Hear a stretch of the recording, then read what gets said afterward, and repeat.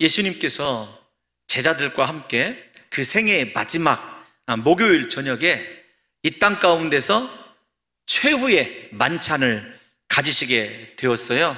그리고 그 만찬을 행하시면서 부탁하신 말씀이 있습니다. 그 말씀이 이러합니다. 이것은 너희를 위하는 내 몸이니 이것을 행하여 나를 기념하라. 식사를 다 마치신 후에는 잔을 들어서 제자들에게 주시면서 또다시 이 잔은 내 피로 세운 새 언약이니 이것을 행하여 마실 때마다 나를 기념하라고 그렇게 명령하셨습니다. 주님이 이 성찬을 통해서 우리에게 부탁하신 것 한 가지입니다. 예수 그리스도를 기억하라는 거예요.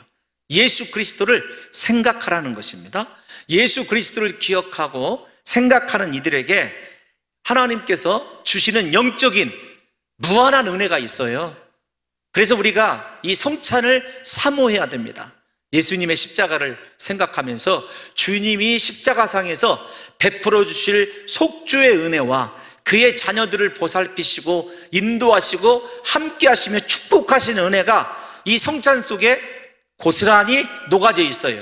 그래서 종교개혁자들은 이 종교개혁자들이 우리 성도들에게, 우리들에게 하나님이 주시는 은혜를 두 가지로 정하여서 말씀을 하였습니다. 하나는 하나님 말씀을 듣는 것, 설교의 은혜. 두 번째는 이 성찬의 은혜를 말씀하셨어요. 그래서 우리에게 말씀을 듣는 것도 중요하지만 성찬에 참여하는 것은 아주 남다른 의미가 있어요. 진실로 예수 그리스도의 보혈을 사모함으로 성찬에 참여하는 자들에게는 무한한 영적인 유익이 있습니다. 그래서 여러분들은 기회가 있을 때마다, 하나님께서 허락해 주실 때마다 성찬에 참여하는 것이 큰 복이라는 것을 아셔야 됩니다. 다만 성찬에 참여할 때 우리가 주의해야 될 것이 있어요.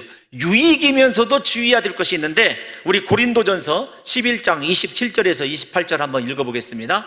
시작. 그러므로 누구든지 주의 떡이나 잔을 합당하지 않게 먹고 마시는 자는 주의 몸과 피에 대하여 죄를 짓는 것이니라. 사람이 자기를 살피고 그 후에야 이 떡을 먹고 이 잔을 마실지니. 아멘. 아멘. 저 말씀이 성찬 앞에서 어떤 사람이 성찬에 참여할 수 있느냐, 자신을 살피고 죄를 고백하고 회개한 사람이 참여할 수 있다, 이 말씀이거든요. 그렇지 않으면 참여해서는 안 된다는 거예요. 부정적으로 참여해서는 안 된다는 말씀이지만 저는 은혜의 말씀으로 여겨집니다. 성찬을 앞에 두고 혹시 회개하지 못한 죄가 있는가, 아직도 내 마음속에 미움과 원망과 불평과 섭섭함이 있는가, 이 모든 행위적인 죄뿐만 아니라 심령 안에 있는 것들을 성찰할 수 있어서 이 성만찬이 얼마나 유익인지 몰라요.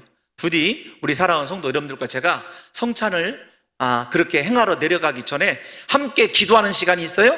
그때 우리 자신 스스로를 살피시고 오직 진정한 회개를 통하여 성찬이 주는 그리스도와의 완전한 연합, 함께 하시는 그리스도를 다시 확인할 수 있는 복된 시간 되시기를 예수님의 이름으로 축원합니다. 먼저 이 성찬을 통해서 우리가 누리는 유익이 있어요. 그것은 어떤 것이냐면 죄에 대하여 완전히 죽은 자가 되는 것입니다. 우리 다 같이 다시 한번 14절 말씀, 본문 14절 말씀을 읽어보도록 하겠습니다. 시작. 그리스도의 사랑이 우리를 강권하시는도다. 우리가 생각하건대 한 사람이 모든 사람을 대신하여 죽었은즉 모든 사람이 죽은 것이라. 아멘. 그리스도의 사랑이 우리를 강권하시는데 그 사랑이 무엇이냐면, 오늘 오전 예배 때도 말씀을 드렸습니다마는 예수 그리스도가 나를 대신하여 십자가에 죽으신 거예요.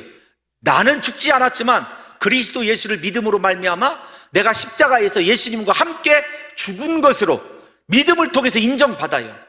오늘 사랑하는 성도 여러분들과 제가 이 시간에 성찬을 앞에 두고 우리의 믿음을 확인해 봐야 됩니다. 예수님이 나의 죄를 대신해서 십자가에 못 박혀 죽으셨고 그 십자가의 죽음에 내가 동참하였다, 함께하였다라고 하는 확신이 우리 안에 있는지를 생각해 봐야 하는 것입니다. 그래서 모든 사람이 죽었다라는 말 속에 가장 이 근저에 있는 것은 두 가지입니다. 예수님의 십자가 사랑, 그리고 내가 죄로부터 완전히 구원받은, 내 죄가 제거되고 움직이게 된, 완전히 제거되게 된 하나님의 은혜가 이 성찬을 통해서 임하게 된다는 것, 이것이 가장 크고 귀한 은혜인 줄로 믿습니다. 뿐만 아닙니다. 우리가 세례받고 성찬에 참여할 때 우리의 인생 안에 반드시 확인해야 될 것이 있어요. 그것은 내가 그리스도와 함께 십자가에 못 박혀 죽었다는 것. 그렇다면 그 십자가에 죽었다고 하는 그것이 진짜 믿음이라고 한다면 무엇이 달라져야 되는가? 15절 말씀 한번 읽어보겠습니다. 15절 시작. 그가 모든 사람을 대신하여 죽으심은 살아있는 자들로 하여금 다시는 그들 자신을 위하여 살지 않고 오직 그들을 대신하여 죽었다가 다시 살아나신 이를 위하여 살게 하려 함이라. 아멘. 아멘. 예수님과 함께 내가 십자가에 못 박혀 죽었습니다. 그 믿음을 가진 사람, 진실로 내 죄가 십자가에서 완전히 제거되었다고 믿는 사람에게는요, 삶의 방향이 달라요. 목적이 다릅니다. 나를 위해서 살아가는 것이 아니에요. 예수 그리스도를 위하여 살아가게 되어 있습니다. 오늘 성찬을 통해서 우리가 얻는 유익 두 번째는 어떤 것이냐면 다른 것이 아닙니다. 주님, 내가 이제부터라도 나를 위하여 살지 아니하고 예수 그리스도만 위하여 살겠습니다. 인생의 삶의 존재 이유와 목적이 분명히 예수 그리스도, 내 인생의 답이 예수 그리스도, 그 예수 그리스도만 사모하면서 그분만을 위하여서 살아가기로 결단하는 귀한 역사가 일어나시기를 예수님의 이름으로 축원합니다. 그래서 사도 바울이 로마서 14장 7절과 8절에서 이렇게 고백하고 있어요. 시작. 우리 중에 누구든지 자기를 위하여 사는 자가 없고 자기를 위하여 죽는 자도 없도다. 우리가 살아도 주를 위하여 살고 죽어도 주를 위하여 죽나니 그러므로 사나 죽으나 우리가 주의 것이로다. 아멘. 내가 살아도 주를 위하여 살고 죽어도 주를 위하여 사는 존재가 되었다고 하는 것이 바로 우리의 믿음의 의미입니다. 그래서 사랑하는 성도 여러분들이 오늘 이 시간 이후부터 삶의 이유를 물어봤을 때 지금까지는 성공과 출세와 많은 소유가 내 인생의 목적이었다 할지라도 오늘 이 순간부터는 내 삶의 목적이 오직 예수 그리스도, 그리스도를 위하여 살아가는 존재로 변화되었음을 고백하고 오늘 이 성찬에 참여하는 자들에게 하나님께서 삶의 목적을 바꿔주시는 귀한 은혜를 베풀어 주시기를 예수님의 이름으로 축원합니다. 또 하나 일어나는 변화가 있어요. 어떤 것이냐면 관점의 변화가 있습니다. 16절 말씀 한번 읽어보겠습니다. 16절 시작. 그러므로 우리가 이제부터는 어떤 사람도 육신을 따라 알지 아니하노라. 비록 우리가 그리스도도 육신을 따라 알았으나 이제부터는 그같이 알지 아니하노라. 아멘. 우리말 번역이 육신을 따라 이렇게 되어 있는데요, 원문 성경에 보면 어떻게 되어 있냐면 세상적인 관점으로 그래요. 그러니까 신앙생활을 했어도 세상과 쉽게 설명드리면 예수님 사이를 양다리 걸치고 있었던 거예요. 그래서 언제나 예수님을 믿는다고 하면서도 내 인생의 발걸음이, 방향이 오로지 세상적인 관점, 성공도 세상적인 관점에서 성공, 축복도 세상적인 관점에서 축복. 오늘 성찬에 참여할 때 사랑하는 성도 여러분들과 저의 인생의 관점이 세상적인 관점, 육신의 관점이 아니라 말씀의 관점, 십자가의 관점, 하나님의 관점으로 바뀌음으로 말미암아 오직 말씀이 내게 뭐라고 말씀하시는지, 하나님의 성령이 나를 어떻게 인도하시는지를 생각하셔서 영적인 눈이 떠져서 지금 여러분들에게 하나님이 뭐라고 말씀하시는지, 그리고 내 삶의 방향과 목적이 반드시 세상이 아니라 예수님의 십자가가 되고 하나님의 영광이 되는 변화의 역사가 이 성찬을 통해서 사랑하는 성도 여러분들과 저에게 주어지시기를 예수님의 이름으로 축원합니다. 우리가 예수님을 믿게 되고 또 진정한 성찬의 의미를 깨닫게 되면 사도 바울과 같이 달라지는 점이 있어야 돼요. 빌립보서 3장 7절에서 9절 우리가 잘 아는 말씀이지만 한번 읽어보겠습니다. 시작. 그러나 무엇이든지 내게 유익하던 것을 내가 그리스도를 위하여 다 해로 여길 뿐더러 또한 모든 것을 해로 여김은 내 주 그리스도 예수를 아는 지식이 가장 고상하기 때문이라. 내가 그를 위하여 모든 것을 잃어버리고 배설물로 여김은 그리스도를 얻고 그 안에서 발견되려 함이니 내가 가진 은은 율법에서 난 것이 아니요 오직 그리스도를 믿음으로 말미암은 것이니 곧 믿음으로 하나님께로부터 난 의라. 아멘. 여러분, 세상의 모든 것들 배설물로 여겼어요. 배설물이 무엇인지 아시죠? 오늘 성찬에 참여할 때 내가 그토록 사랑하고 애지중지하던 세상의 것들, 내 손에 붙잡혀 있었던 그 모든 것들이 다 놓아지고 오직 예수님의 십자가 붙드시고 하나님의 관점으로 인생을 해석하시고 하나님이 나에게 원하시는 육신을 따라 살아가는 것이 아니라 십자가 따라 살아가고 복음 따라 살아갈 수 있는 귀한 성도들이 되시기를 예수님의 이름으로 축원합니다. 이제 5장 17절을 마지막으로 한 번 더 읽어보겠습니다. 시작. 그런즉 누구든지 그리스도 안에 있으면 새로운 피조물이라. 이전 것은 지나갔으니 보라 새 것이 되었도다. 아멘. 여러분, 여기 새 것이라고 하는 것이 여러 차례 설명을 해드렸어요. 시간적으로 새 것이 아니라 질적인 새 것이 되었다는 것입니다. 헬라어의 새롭다라고 하는 말이 네오스라는 말과 그 다음에 카이노스라는 말이 있다, 그렇게 말씀드렸어요. 네오스는 라틴어와 똑같은 말이에요. 그래서 영어의 new가 여기에 해당되는 겁니다. 시간상으로 새 것, 예를 들면 핸드폰 새 것, 집 새 것, 이런 의미예요. 그러나 카이노스는 그런 뜻이 아닙니다. 질적으로 완전히 다른 것이 되었다는 말씀입니다. 우리가 예수 그리스도 안에 머물게 되면은요, 완전한 변화가 우리 속에서 이루어져야 된다는 것을 이야기하고 있는 거예요. 성품도 인격도, 앞에서 삶의 방향, 그 다음에 관점, 모든 것이 다 변화되었듯이 오늘 그리스도 예수 안에서 성찬에 참여하는 사랑하는 귀한 성도 여러분들의 모든 것들이 다시금 예수님 닮는 작은 예수로 변화되는 역사가 있으심으로 말미암아 그리스도께서 성찬에 참여하는 여러분들에게 너 정말로 새 것이 되었구나, 이렇게 인정하실 수 있도록 그리스도 예수 안으로 온전히 저와 여러분들이 들어가게 되는 귀한 성찬 되시기를 예수님의 이름으로 축원합니다. 그래서 우리 사랑하는 성도 여러분들과 제가 이제부터는 죄에게 종노릇하지도 않고 세상에 사랑하는 것도 없고 오로지 하나님만이 내 인생의 만족이고 하나님 안에서만이